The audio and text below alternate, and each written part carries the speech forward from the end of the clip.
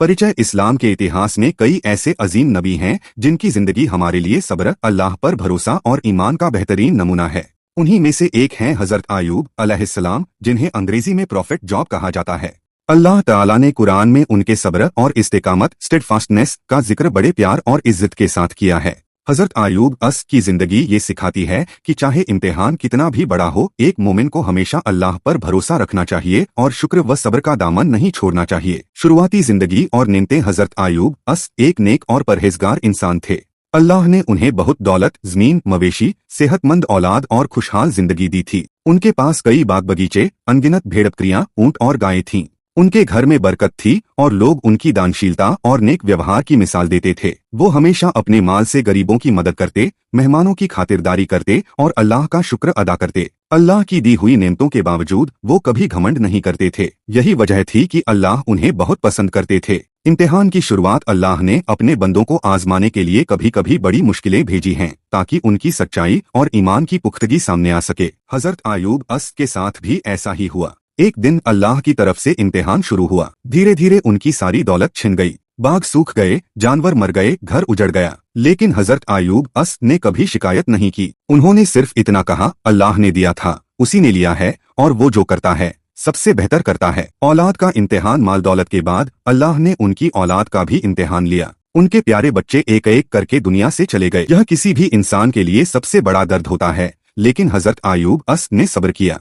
उन्होंने अपने बच्चों के लिए दुआ की और अल्लाह की रजा पर राजी रहे। बीमारी का इम्तिहान सबसे बड़ा इम्तिहान तब आया जब हजरत आयूब एक अजीब और तकलीफदेह बीमारी में मुब्तला हो गए। उनका पूरा शरीर जख्मों से भर गया, यहाँ तक कि चलना फिरना मुश्किल हो गया। लोग उनसे दूर भागने लगे। सिर्फ उनकी बीवी वफादारी से उनकी देखभाल करती रही। बीमारी इतनी लंबी चली कि सालों बीत गए, लेकिन इस दौरान भी उनकी जुबान से शिकायत का एक लफ्ज नहीं निकला। वो बस अल्लाह की याद में मशगूल रहते और कहते, ऐ मेरे रब, मैंने तकलीफ पाई है और तू सबसे ज्यादा रहम करने वाला है। कुरान सूरह अल-अंबिया 83। बीवी का सब्र और वफादारी। हजरत आयूब की बीवी भी सब्र और मोहब्बत की मिसाल थी। उसने अपनी सारी जिंदगी अपने शौहर की खिदमत में गुजार दी। उसने अपना सारा सामान बेचकर उनके लिए खाना और दवा का इंतजाम किया। लेकिन एक दिन जब हालत बहुत मुश्किल हो गई और खाने के लिए भी कुछ न रहा, तो वो मजबूरी में कुछ काम करने गईं। लौटकर आने पर हजरत आयूब ने उनसे पूछा और फिर अल्लाह से मदद की दुआ की। दुआ की कबूलियत सालों के सब्र और इम्तिहान के बाद अल्लाह ने उनकी दुआ कबूल की। कुरान में आता है कि अल्लाह ने उन्हें हुक्म दिया, अपना पैर जमीन पर मारो, यह ठंडा पानी निकलेगा, इसमें नहा लो और पियो। सूरह साद 42। जैसे ही हजरत आयूब